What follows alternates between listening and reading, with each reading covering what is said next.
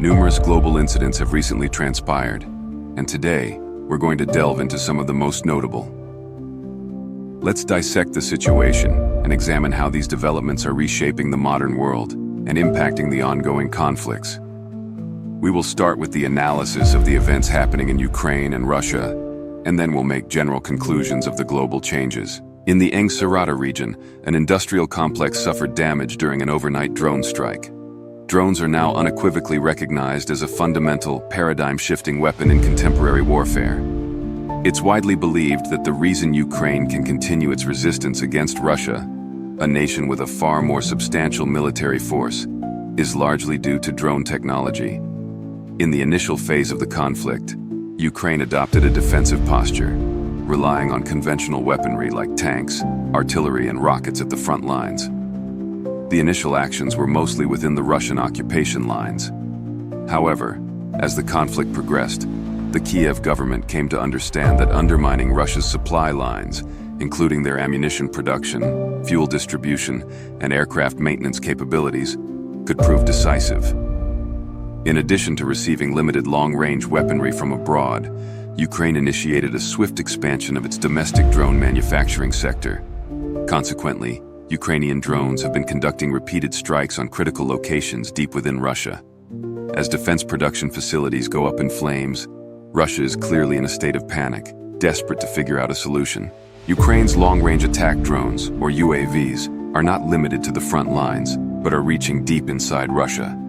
These UAVs are systematically targeting industrial plants, military complexes, and even once considered safe closed cities, plunging Russian industry into chaos. The recent sequence of explosions in locations like Smolin, Kazan, and Tatarstan underscores how unprepared the Kremlin is for this evolving situation. What are these game-changing drones? How are they managing to strike Russian industry? How can they execute attacks so far into Russian territory? And what are the broader ramifications for the ongoing war? We'll explore all of these questions step by step.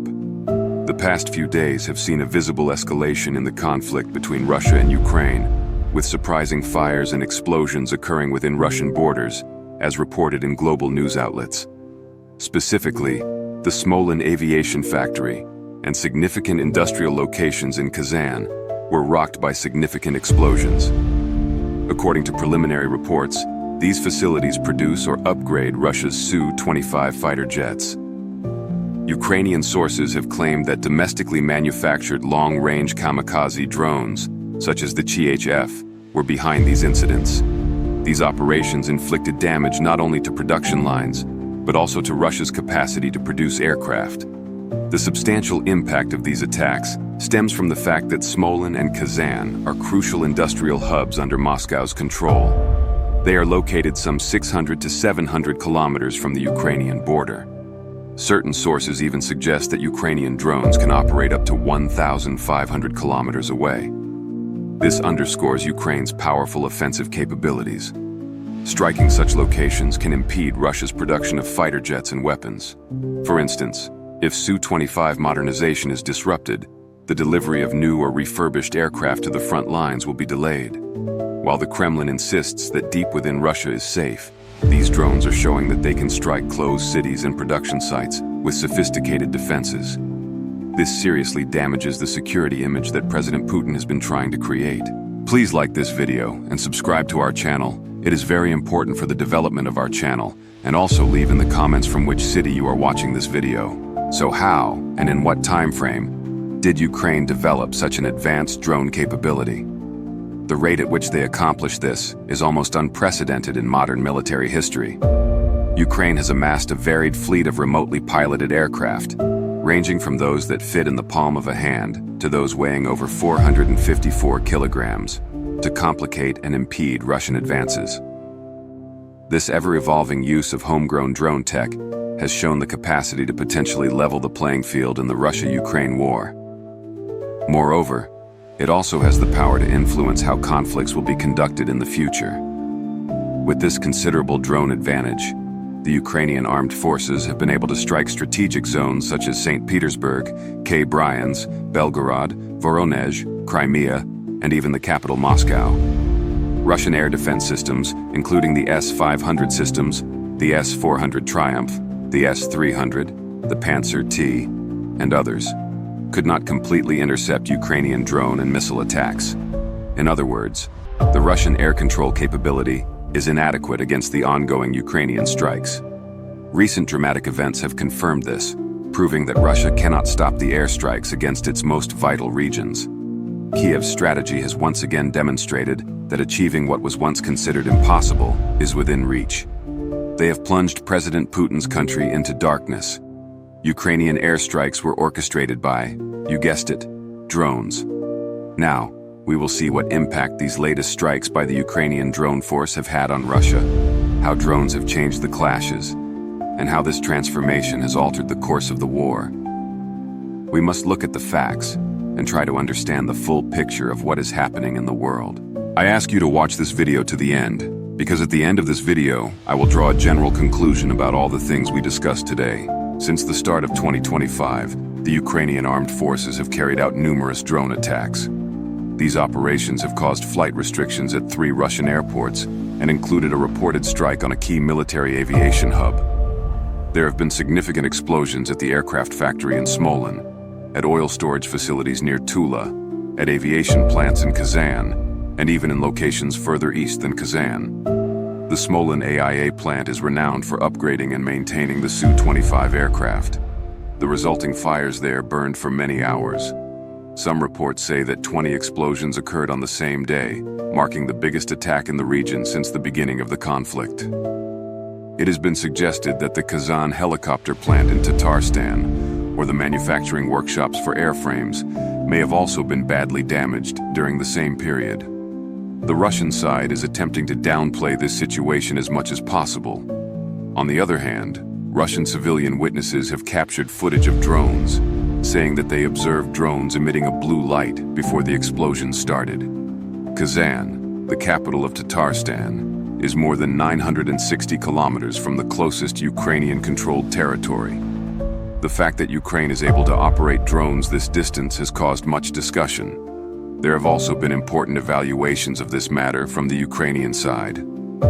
Andrei Kovalenko, head of the Ukrainian Center for Countering Disinformation, which operates under the Ukrainian Security and Defense Council, stated that explosions did occur in Kazan and that military facilities were targeted by unidentified drones. These facilities were reported to have sustained damage. Kovalenko noted that the city hosts several important aviation companies that are vital to the Russian military-industrial complex, such as an aviation plant and a helicopter factory. Kazan also has an explosive manufacturing plant that produces air munitions, including Caliber and Iskander missiles. Among the sensitive areas highlighted by Kovalenko was the Kazan aviation plant, one of the major centers of the aviation industry. This plant has been under EU sanctions since Russia invaded Ukraine in 2022. The EU has repeatedly reported that this plant produces and repairs 160 strategic missile carriers, as well as 22M3 or 22M3 long-range bombers. The EU also maintains that the plant produces parts used in the construction of Il-76 strategic air transport carriers. These statements and evaluations offer critical insights into why Ukrainian forces would target Kazan. For Ukraine, it's not just distance that matters, but the strategic value of the location. The Ukrainian army could strike Russian Air Force bases, fighter jets, helicopters, bombers, and missile production facilities with relative ease. From a technological point of view, the methods Ukraine uses to execute these attacks are quite interesting. Numerous analyses suggest that Ukraine is using swarms of low-cost, AI-powered drones. These are small aircraft that come equipped with GPS and other positioning technologies, and they are sometimes programmed with autonomous flight capabilities. These drones can have a range of 600 to 700 kilometers, and in some cases even up to 1,000 kilometers. Their guidance algorithms are specifically designed to bypass Russian electronic warfare systems. Some reports suggest that Ukraine is deploying newer drone models, such as the Shaken 5. Now, let's examine the UAVs that enable such attacks. First, consider the D-80 Discovery and E-300 Enterprise. These UAVs can be used to carry complex equipment and weapons, and can serve as a platform to engage the enemy. The reported range of the E-300 model is 3,100 kilometers, a remarkable range. With the E-300, Ukrainian forces can reach all Russian military air bases, strategic facilities, and oil and gas storage locations. Dmitry Shim, the chief investor in the aerodrome project, has suggested that the E-300 could be used in such attacks. As we know, Aerodrome used to be a manufacturer of agricultural aircraft that did not experience much demand either in Ukraine or abroad. Circumstances forced the company to shift to the military sector. Today, Aerodrome produces the D-80 Discovery and the E-300 Enterprise drones. The main feature of these drones is a large payload capability, allowing them to carry cargo and to be equipped with complex equipment and weaponry. The D-80 Discovery's payload capacity is 80 kilograms, while the Enterprise is 300 kilograms. These are categorized as second-class unmanned aerial vehicles. They are designed for reconnaissance, delivering cargo to the front line, and can act as a platform for sophisticated equipment, weapons, and engaging the enemy. The cost for these drones can be as high as $450,000, which is significantly more than the cost of 2 D-80 sets, equipped with advanced cameras and communication systems. These drones also boast 3 notable features. 1. These aircraft can remain airborne for as long as 23 hours. 2. They can carry a wide range of heavy radio gear for reconnaissance. It has been demonstrated recently how these unmanned aircraft can carry reconnaissance equipment that isn't even currently available in the Ukrainian armed forces. The third feature is that the E-300 has better stability compared to other drone types. This allows a 40-fold zoom on one of its mid-range cameras. The Ukrainian army often requires urgently needed spare parts, but land transport is slow. Experts say that the E-300 Enterprise acts as a platform that can have various types of equipment installed, including equipment that no one had previously thought of mounting on a UAV. When asked about the number of drones being produced, Dmitry Shim spoke about monthly production and emphasized that these drones are full-fledged aircraft and are rigorously tested according to aviation standards.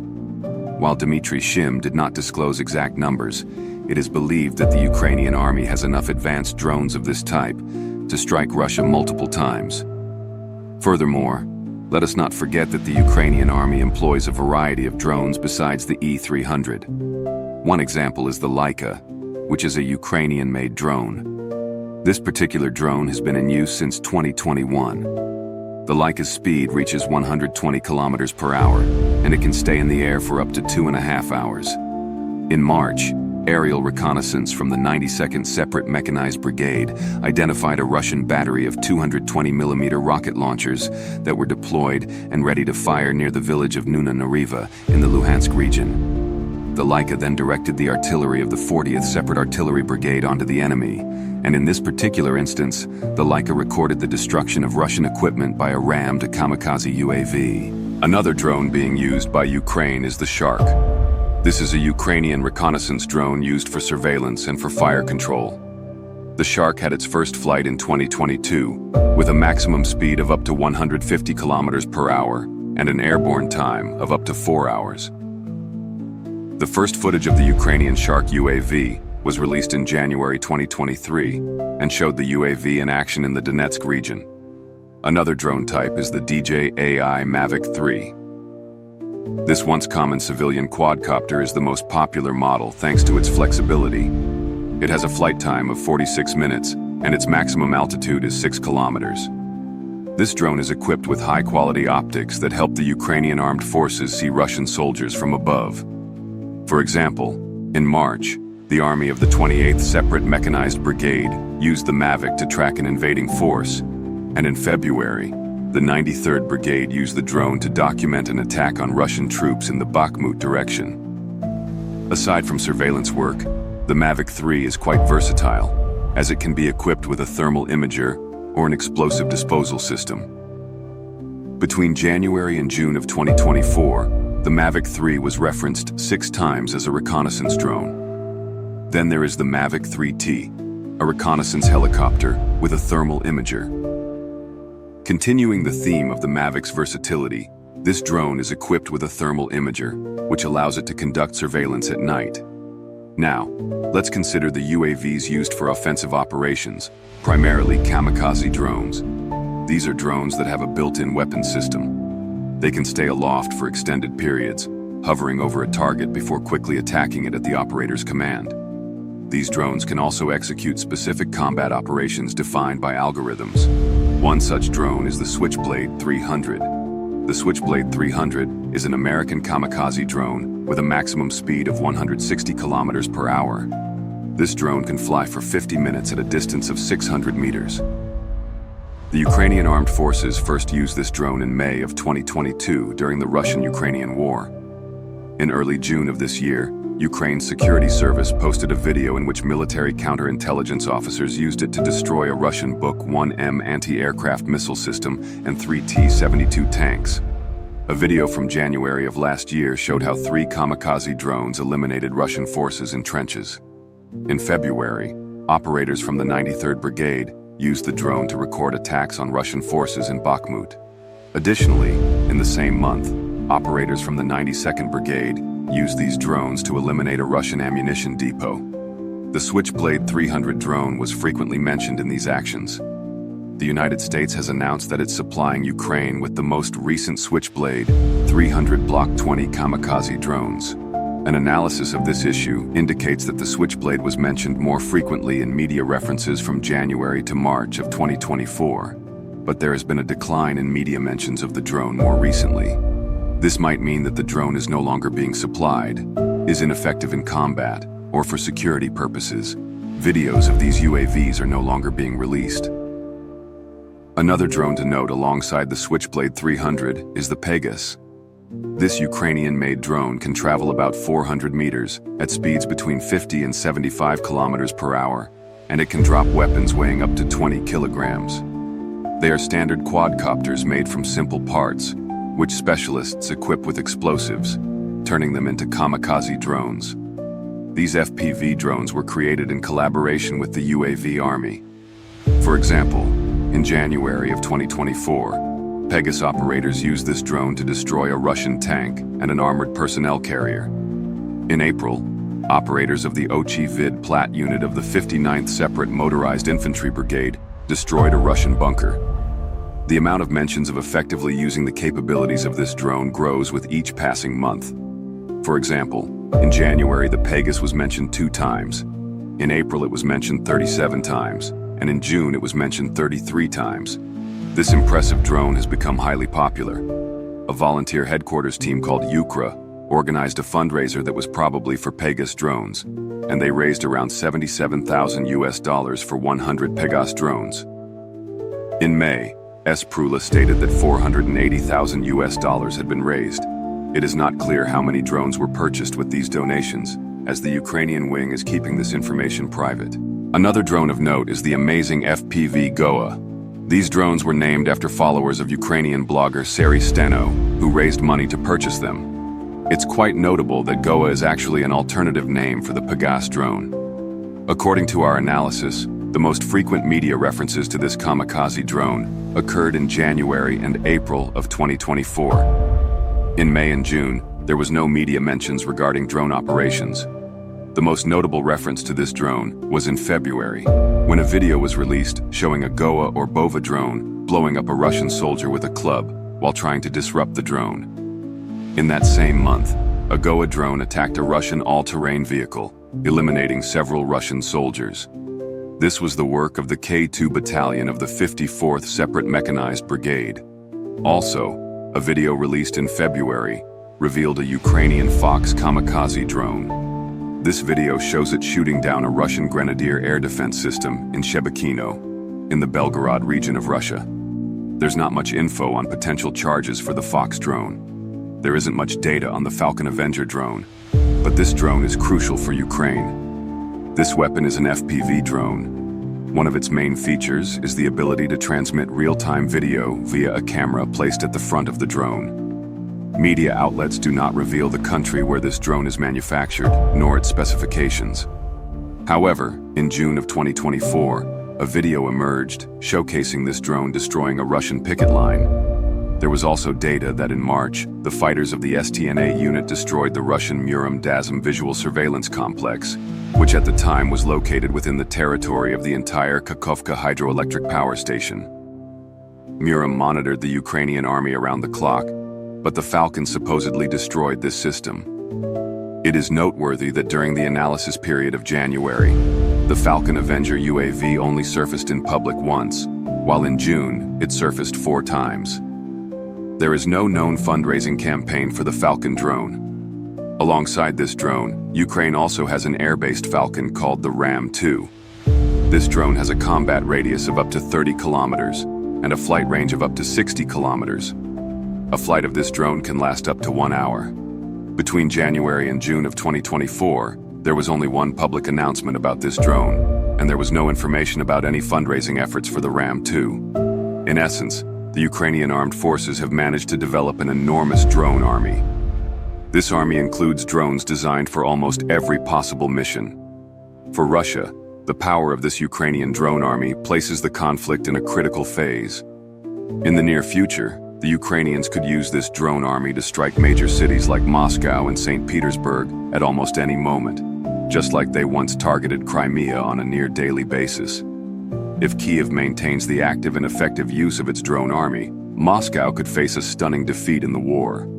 Now, what is most important is who controls the air power and who can destroy strategic targets with drones and missiles. The Ukrainians have become very skilled at this, continuously innovating new capabilities. President Vladimir Zelensky stated that his country is serious about producing 1 million drones. If this production comes to fruition, and the West increases the drone and missile inventory of the Ukrainian army through military aid packages, it will be exceedingly difficult for Russia to withstand Ukraine's military might. So let's summarize the key takeaways from all of this.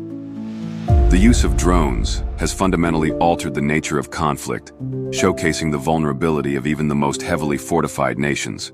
We can clearly see that Ukraine has leveraged drone technology to counteract Russia's military superiority. This has enabled them to strike deep into Russian territory and target critical infrastructure and industry. Ukraine has moved past the initial phase of solely being on the defense and is now proactively taking offensive measures with drones. Drones are proving to be a cost-effective yet highly efficient tool for both reconnaissance and strikes, especially with the advanced technologies that are being developed in this conflict. The vast range of drones, along with their advanced AI capabilities and diverse payload options, has greatly impacted the war's dynamics.